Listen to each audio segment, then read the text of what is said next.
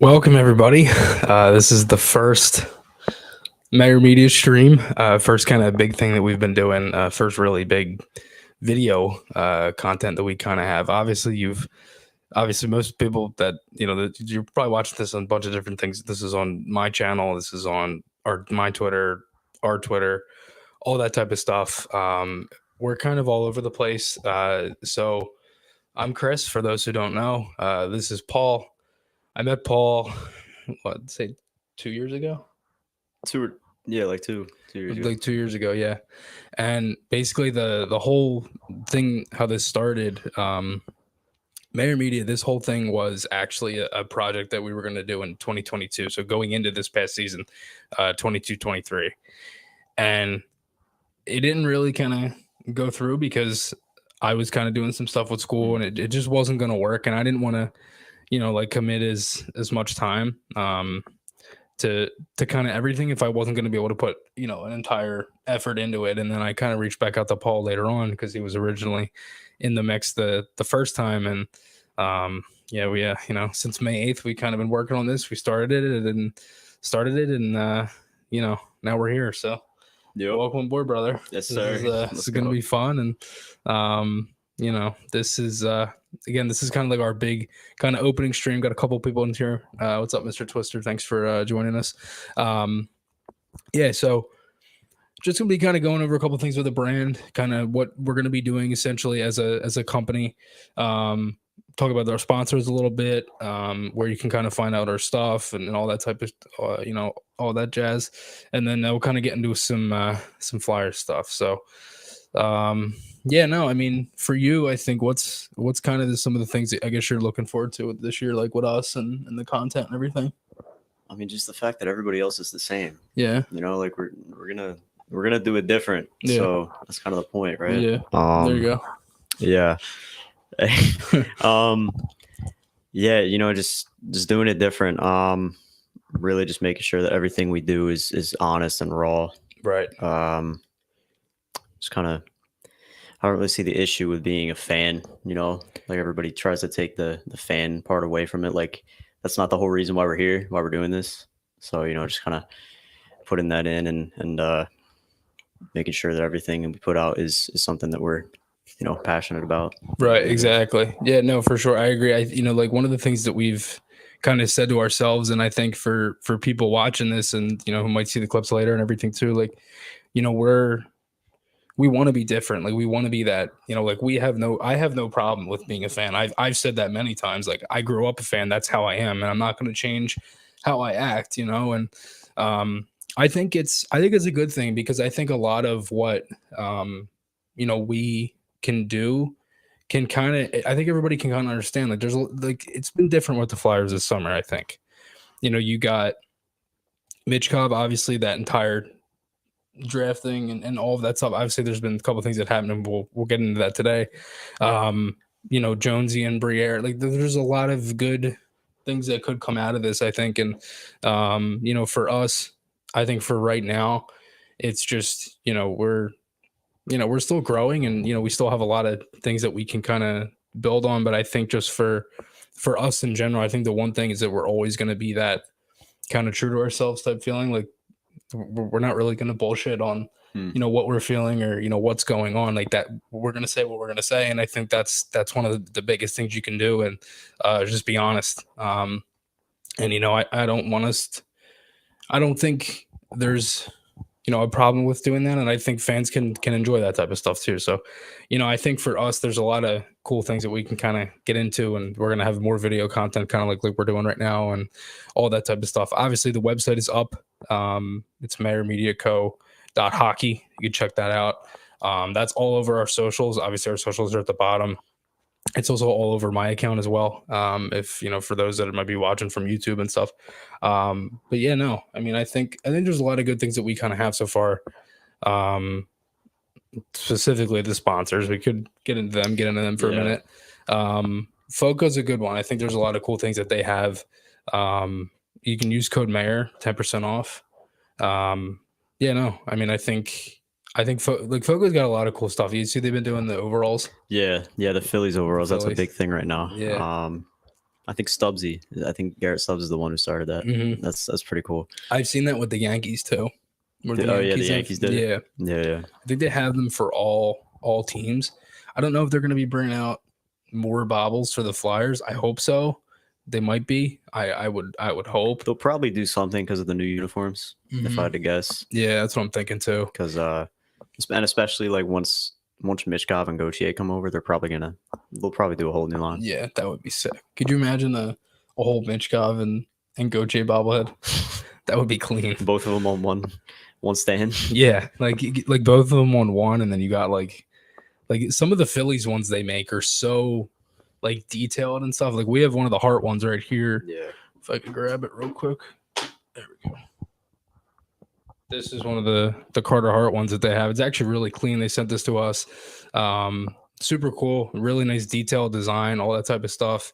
Yeah, so check out foco.com, 10% off. You use code Maher at checkout, and should be good. And then the other sponsor, Broad Street Athletics, they're going to be doing our merchandise. Some of our merch is kind of a little different. Like we did some of it through like a third party site at one point.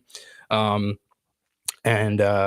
we ended up kind of switching that over, and thankfully, big thanks to Sean Simon from Broad Street Athletics for kind of helping that out with us. And our merch is going to be through them. That's coming soon, so stay tuned for that announcement once we kind of get all the details and everything kind of figured out there.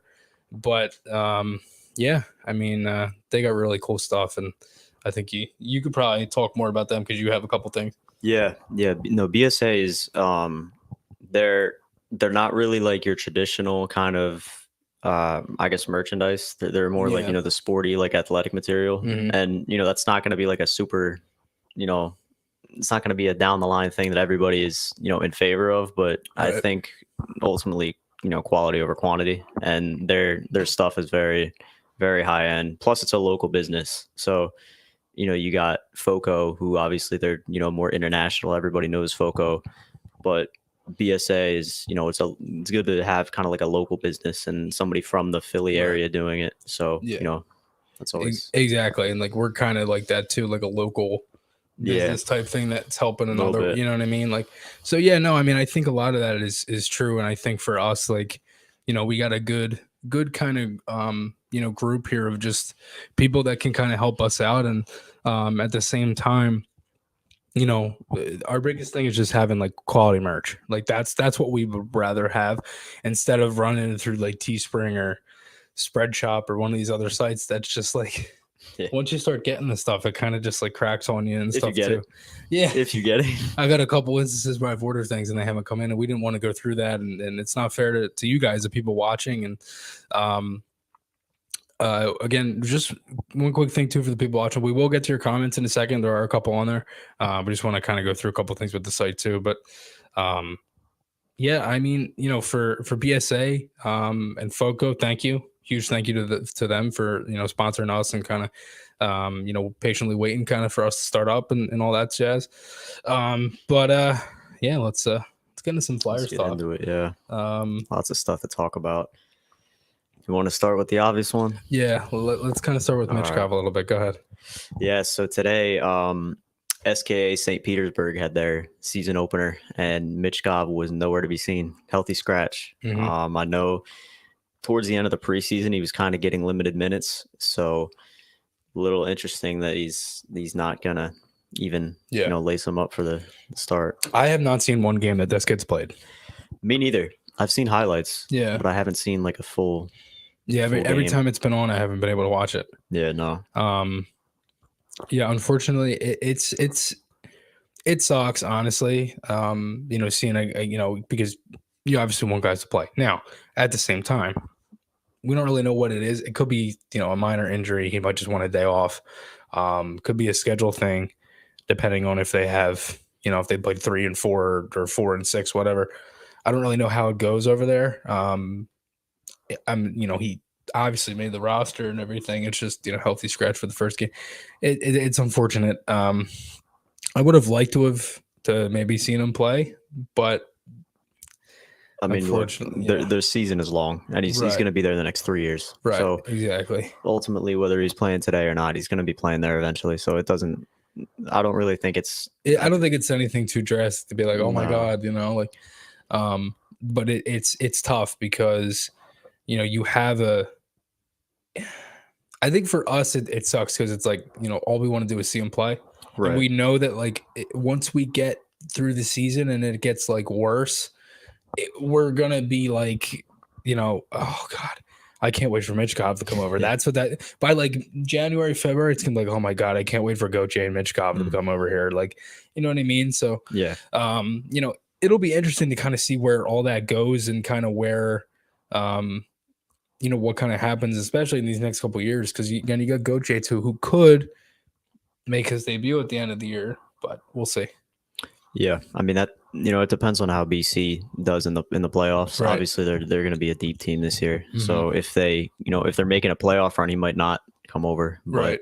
But, it depends on how far they go. Yeah, it does. I mean, we saw that with Brink and Cates when they came over after college. So yeah, I wouldn't be surprised if Gauthier, came over for a little bit towards the end. Yeah, especially because you got to think by that time, with the way that the past couple of seasons have gone for the Flyers, they've had a lot of injuries towards the end of March, April, and they've just had like random call-outs. That was more 21-22 than anything, but yeah, you still had a lot of that. I've got 12 people in here. Thanks for everybody tuning in. Any comments, questions, anything about either us, the brand, or just Flyers talk in general, just kind of chuck it in the comments below and we will answer it. There is one in here. Let me see. Mr. Twister said, man, I'm so ready for some hockey. Definitely, dude. We're so stoked. It's not even funny. Tristan said we're getting close to the season. Yes, we are. This one right here, this was DS. He said dark horse breakout season candidate. And this kind of ties into one of our topics. So who's a dark horse kind of candidate for you for just like a breakout season?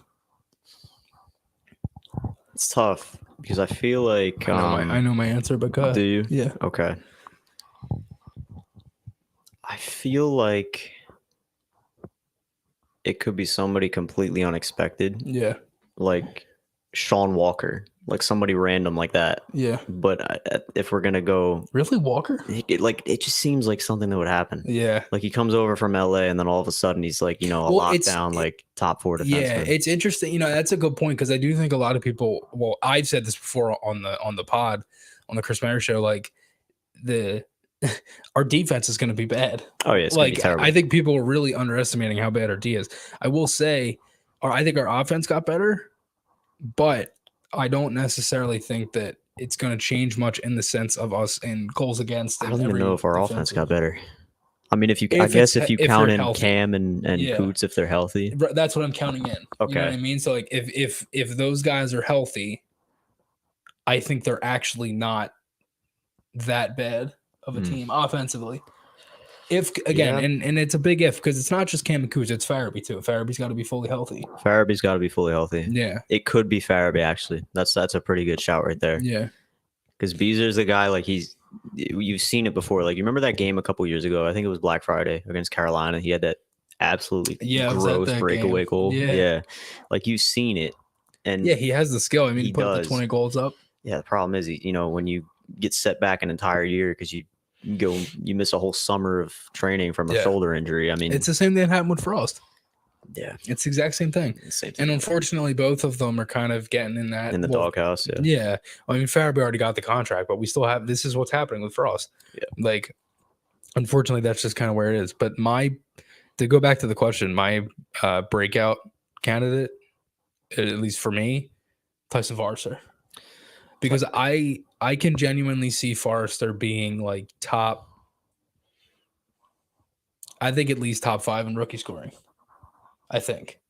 Because you got to factor in the fact that, like, outside of Bedard, you got Fantilli, who he's got to make the roster. I don't know about Carlson. I don't think is he going to play for the Ducks? I think Carlson and Fantilli are both playing for the Ducks and Blue Jackets. Well, our offense is better than Anaheim's, for sure. I mean, I don't know. They have Zegers and Terry. Adam Henrique is still pretty good at his age. Yeah, I mean, well, that's the thing. Well, we got TK Farabee. Don't they have Ryan Strome? I think they have Frank Petrano too. Strome. Yeah, I don't know about Petrano. I know he was on the Ducks. Yeah, like last season. I think he's still there. Mm-hmm. I'm thinking it's Forrester. I mean, at least top 5 in scoring, because I look at Forrester like he's got that shot, and I think that the biggest thing with him is just he's able to round in the defensive game, and he can kind of put all of it together. And my thing is, you got 2 weapons on the power play now in the left flank. You got Tippett on one, and you got Forrester on the other, and you can interchange them at any point. You really could put either or on each side. You know, I think I'm gonna stick with the defense route. I'm gonna say Cam York. Okay, that's a good one. Because you figure if he's gonna be playing all those top minutes, I think he's probably gonna, regardless of who they pair him with, probably Mark Stahl. Let's be honest, because they, the Flyers love pairing the young guy with the veteran guy who we saw it with Yandel. Yeah, they did the same thing. It makes sense. It does make sense in a way, but I feel like Stahl, just at his age, he shouldn't be playing top pair. But I don't think he's gonna drag down York with him. I think York is just gonna kind of skyrocket into what he's supposed to be. Definitely going to elevate that pairing. Yeah, so it'll be interesting to see how it plays out. But York's a good one too, because again, you have a lot of different variables in the sense of A, if the team's healthy, B, if they click the same way offensively, and specific guys like TK and everyone else who put up points last year, Tippett, can actually still put up those points and more, It's tough. I think it's a good question, though, because there's a lot of questions surrounding the team, but more so, I think the offense, because, you have such a huge, trying to think of the words to kind of describe it. You just have such a different dynamic to what your season could be if you're healthy and if you're not. Yeah.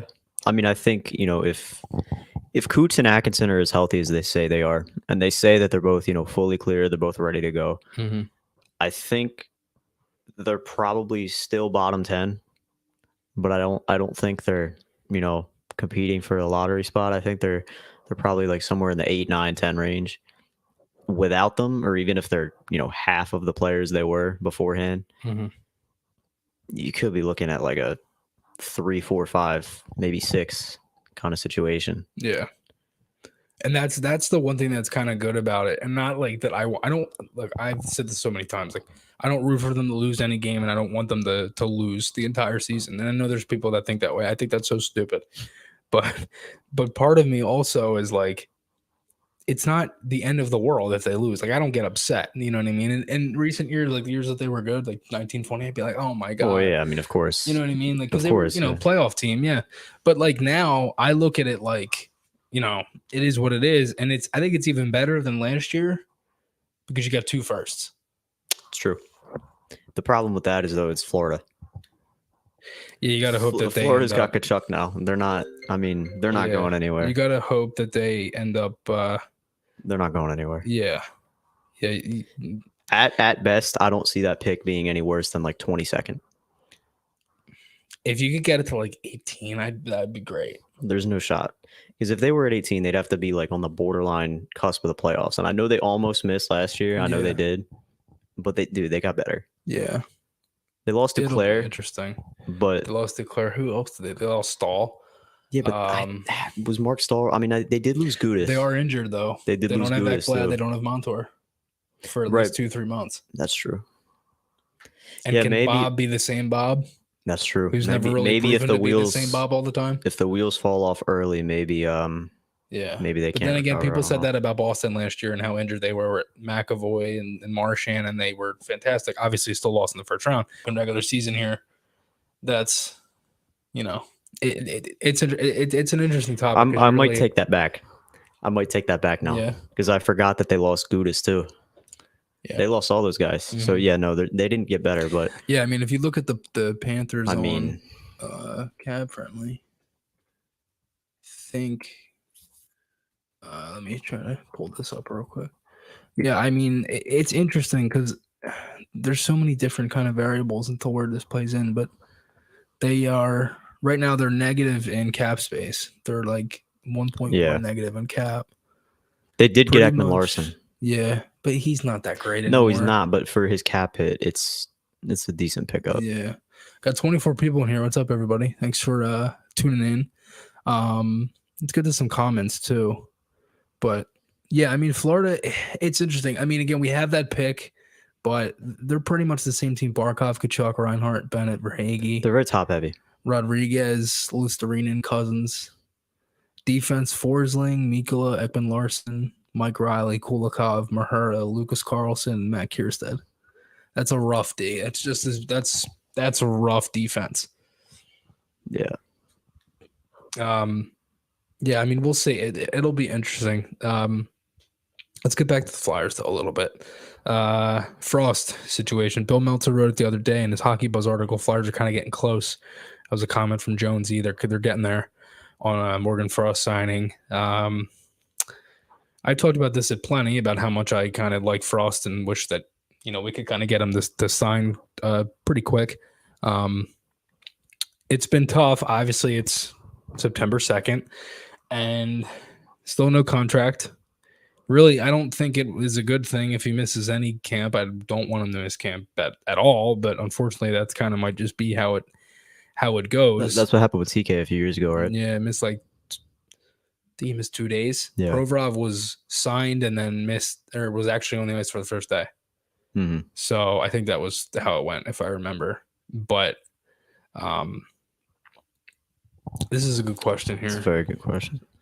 Do you guys think we're still waiting for a centerpiece for decor, or do you think more of a buy committee once the time comes right? We'll get our guy via free agency down the road. We actually had this argument coming home from the Phillies game like last weekend, where we weren't like mad at each other. I don't want to make it like we sit here and scream at each other like idiots, but we I was kind of saying like I'm thinking that the way that our D is going to go, and at least how our rebuild is going to go, really is you're going to be bad for as long as you can, get draft picks, save up on cap space, all that type of stuff. Just get any sort of type of capital that you can in picks and money and everything, and then just add in free agency when it's like huge and you get one of the big guys. Like, could you imagine if we can't do it now, but could you imagine if we had, did like an offer sheet for Matthews or something? Yeah, I mean, we tried that. We tried that in years 2012 ago. with Shea Weber. Yeah. It didn't really work out. So, no, I don't think. I mean, look, the Flyers have always been a free agent team.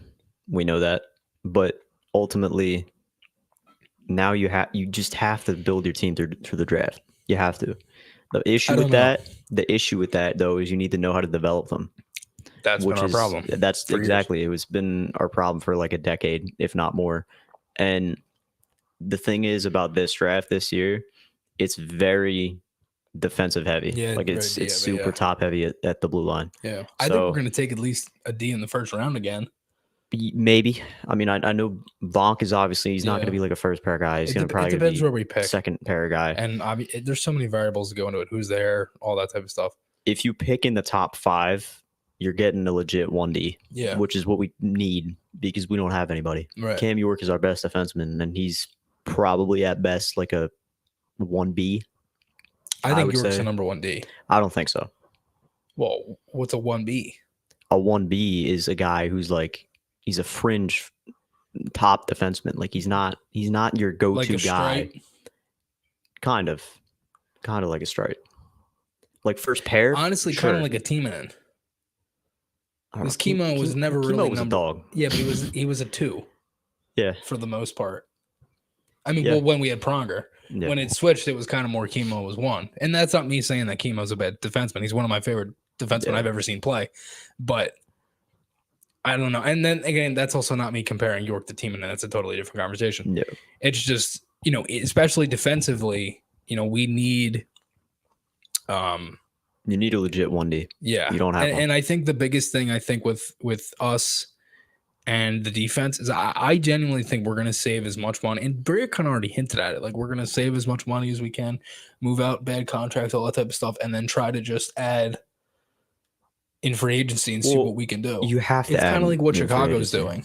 You have to add in free agency. You have to do all of it. That's the thing. And like, if you get a legit 1D in the draft this year, if you position yourself to get a higher pick, I'm not saying tank, but if you get in the top 5, you're going to get a 1D, which is what you need. Yeah. So if you get that guy and then you build on the rest of your roster, then you have the money from moving out bad contracts, like you said, to make a splash in free agency. It doesn't have to be a defenseman, Right. but whoever you need, Yeah. you can use that money to get a free agent. You just have to know how to build a team in every aspect. I think Danny and Jonesy do. It's just the when the biggest thing is the timing, because I think everything is obviously probably going to be timed around Michkov. And when he can come over, when you can also fit in Gauthier and pay those guys too, that's a big thing. So it'll be interesting. This is another one. Scott Shamrock, he said good point about draft versus free agency. Corey said we need an all around 1D. York can then focus on being a high end specialist. Yeah, I think that's a good point. Like, York is the type of guy that he's really good at stretching the ice. There's a really good first pass, good skater, good back skater. I mean, he defends well. He's not too physical. Could probably put on a little more weight, but outside of that, like, probably needs to get a little offensively better. Yeah, I think he did get offensively better. I just want him to be more involved. You know what I mean? There were some games where, like, and again, it's not a knock on him. It's just I'd like to just see more. That's all. It's kind of similar to Sanheim, really, because there's games where Sanheim will look somewhat good defensively and then does nothing offensively. Then there's other games where he'll look great offensively and then just great all around, but he doesn't do it consistently. And that's just the one big thing. I mean, he did it consistently for a year.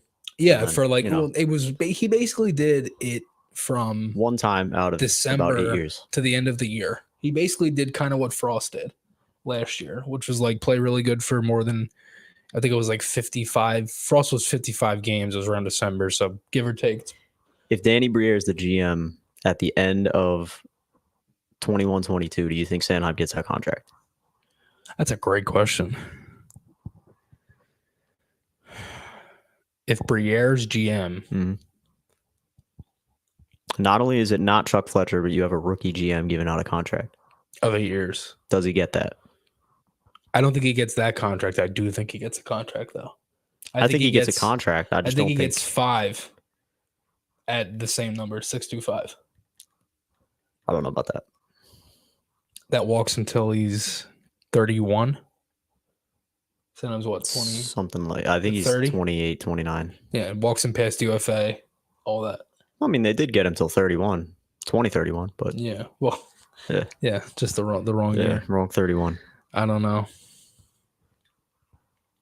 This is a good one too. Let me see here. This is from DS. If everyone is healthy for game 1, who do you want on PP1?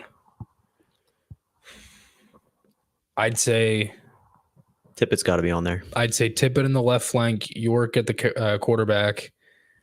I'd put Atkinson on the right flank, Coots in the middle, Cates in net front. I like Cates net front, and I like Tippett on the right wing. Or you could do Frost in the bumper, Coots net front. Frost in the bumper's not a bad idea either. Or TK in the bumper. I think York is kind of your only choice as a quarterback. Yeah. You don't really have anybody else. Unless you want to try Risto, because you know they're going to try a lot, but you could also interchange them. I feel like Risto I wonder if they go 2D though. I don't see it, but I wonder if they've been running 4D. They've been running 4-0 for way too long. Yeah. Yeah, that'll be interesting. I think there's a lot of The thing with Risto, you can't have him as the quarterback either because he doesn't let his shot go. He's got one of the best shots on the team and he doesn't use it. Yeah.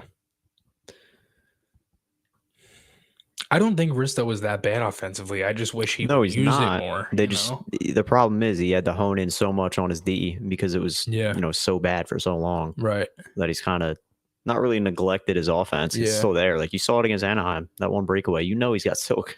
Right. He's nasty. Yeah. He just doesn't use it. Yeah, and Susan even put in the comments, she said, what about TK? And that's a good point too. Like we didn't even mention Konechny. And that's kind of what I'm getting at here with this offense. Is especially the power play, and the biggest thing is why it needs to be better is you really don't have that bad of an offense to be the 32nd worst power play.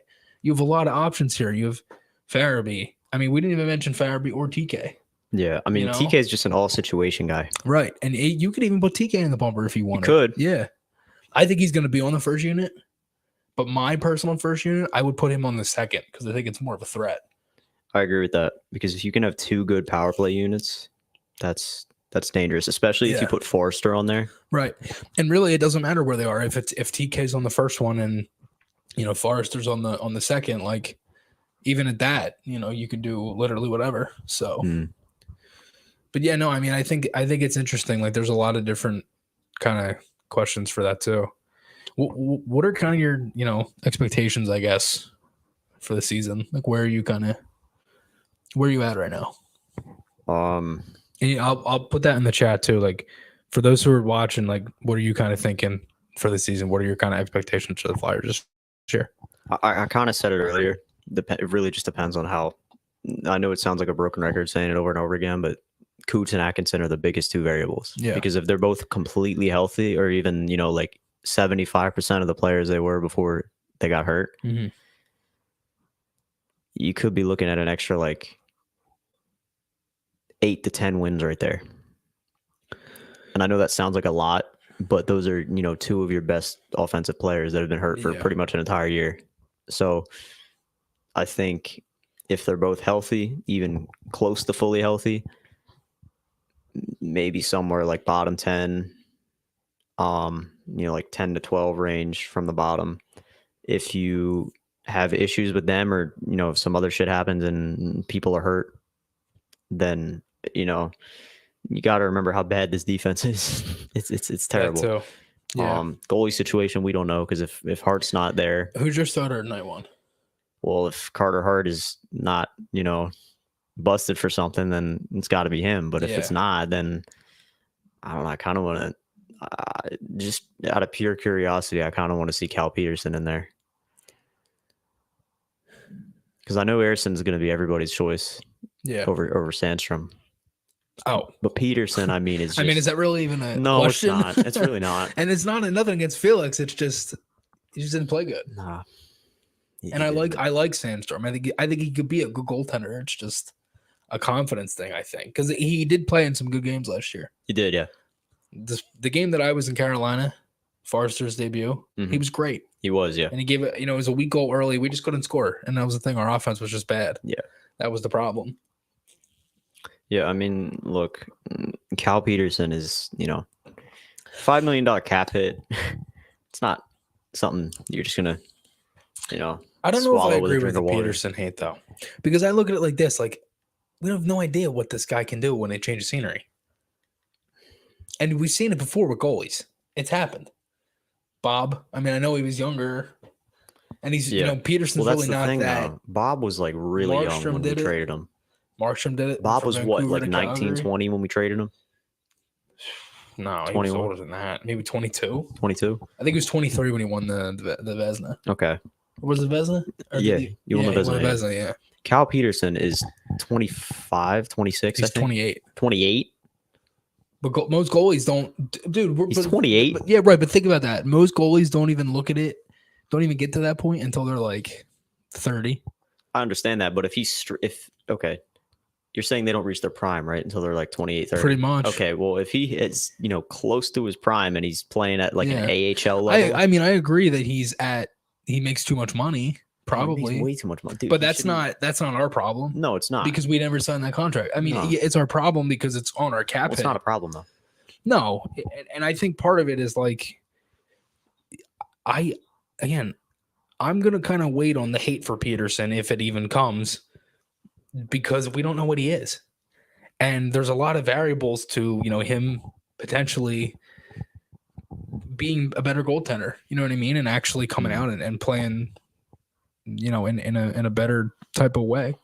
It'll be interesting. There's so many questions for this year. Yeah, there is. There's like a lot. Let's get in a couple more comments here. DS says, I also would like us to play with an edge. It doesn't have to be goon hockey, but I want us to have an. Yeah, no, and I think that's kind of what the Flyers did a really good job last year of kind of breaking in. I got to move this thing. It's funny, ladies and gentlemen. I'm sitting on a case that keeps all my stuff in because kind of Sinking in a little bit. Yeah, Yeah. because the seats and everything. But I got to tell you, this is hurting my ass and my back. So I'm just gonna plop down here, and we're gonna be good. So I kind of switched up here. I'm a little low now. Yeah. But yeah, no. I mean, I think for Peterson, I don't know, man. It's hard. I agree with what DS was kind of saying here, because the FU attitude, like, we instilled that last year. I think Torts did a really good job of getting that kind of honed in last season and kind of understanding all of that. And now it's just doing more of it, I think. Yeah. I mean, look, it's just kind of one of those things. Like, I think ideally they'd probably want to model themselves after two teams. Yeah. Vegas for their defense. Jonesy already said that. He looks at Vegas as like a big example for why you need to build from the D out. Yeah. And then up. the other, okay. And then the other team I would say is probably Carolina. Okay. Just because they're so, like, they don't always score a lot, but they're such just a sound team, right? That I feel like, that's kind of another team that they would model themselves after. If you have a bunch of goal scorers, though, like Mitchkov, Gauthier, Forrester, Tippett, whoever, you're not really going to run into a goal scoring issue, right? Like Carolina is. Yeah.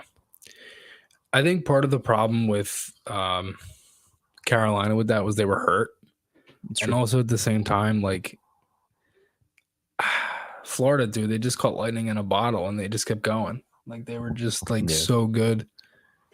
And that's kind of where I look at Florida and I look at Seattle in a way with us, kind of in the sense of, like,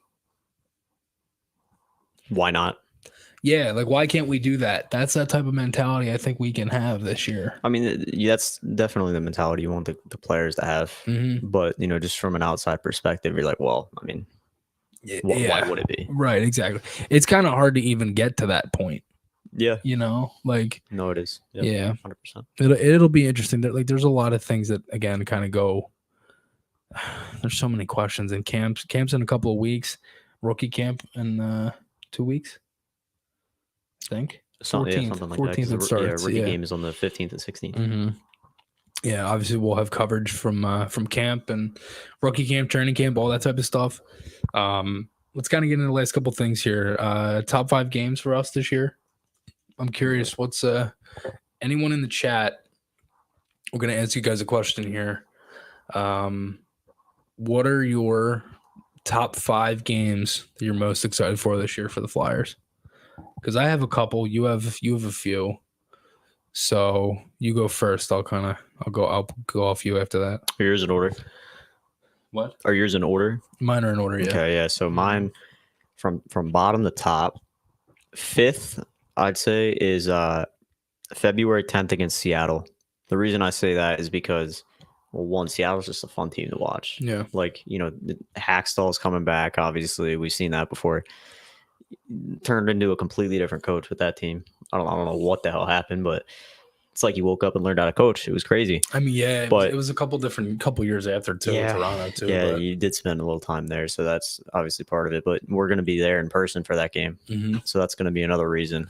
Yeah, me and Paul have tickets to like 6 games already. Yeah, yeah, something like that. Considering when by like March they're going to be like $20. Yeah, something. But go ahead. 4th, I have the first game we play Columbus at home. Okay. Proby's return. Oh, that's a good one. That's a good one because I think, it's first I want to see what the reception is going to be. Yeah, that's October still, right? Or November? November. I want to see what.